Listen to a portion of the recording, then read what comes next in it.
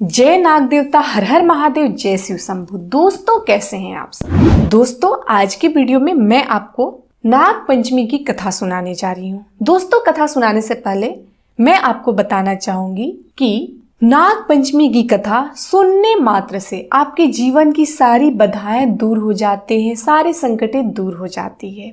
आपके जीवन में आपके या फिर आपके परिवार को कभी भी सर्प से कोई भी हानि नहीं होती है। सर्प नहीं काटते हैं, नहीं डसते हैं। लेकिन आपको इस कथा को संपूर्ण सुनना चाहिए। किसी भी कथा को आपको संपूर्ण सुनना चाहिए, बीच में नहीं छोड़ना चाहिए, स्किप नहीं करना चाहिए, आधा अधूरा कथा नहीं सुनना चाहिए।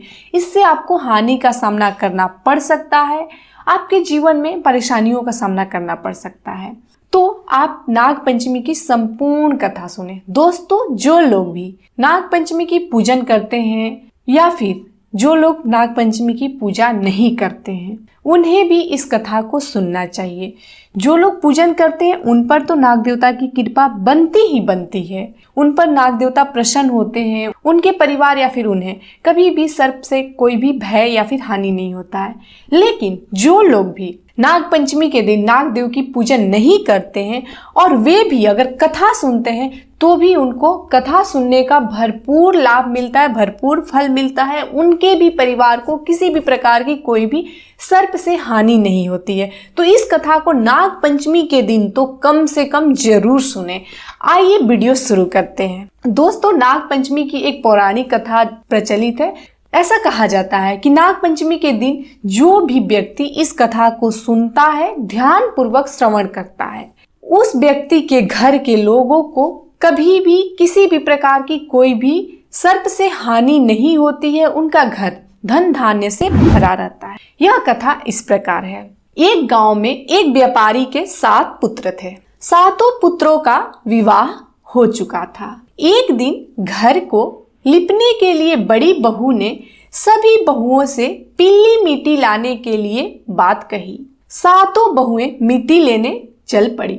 जब बड़ी बहू मिट्टी खोद रही थी तभी उसे वहां एक काला नाग दिखाई दिया। बड़ी बहू ने खुरपी से, यानी जिससे कि मिट्टी खोदते हैं, उससे नाग को मारना चाहा। तभी छोटी बहू ने देख लिया और छोटी बहू ने आग्रह किया कि नाग को छोड़ दो, नाग को नहीं मारो। छोटी बहू ने नाग से कहा, हे नाग आप यहीं रुको, मैं घर से आपके लिए दूध लेकर आती हूँ।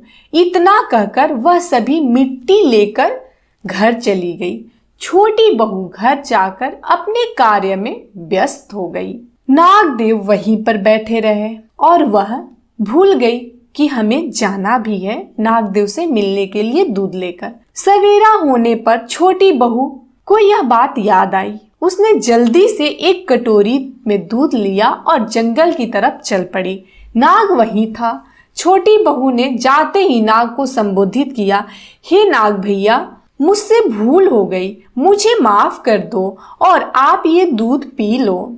नागदेव ने कहा, मैं तुझ पर बहुत क्रोधित था, लेकिन तूने मुझे भैया कहा है, इसलिए अब तू मेरी बहन हुई, इसलिए अब मैं तेरे प्राण बख्श देता हूँ, मैं तुझे नहीं डसूंगा। उसके बाद नाग देवता बोले कि अब तुझे कभी भी कोई भी समस्या हो तो मुझे याद कर लेना। इतना कहकर नागदेव वहां से चले गए। कुछ समय बाद एक दिन नाग मनुष्य का रूप धारण करके अपनी बहन से मिलने पहुंचे।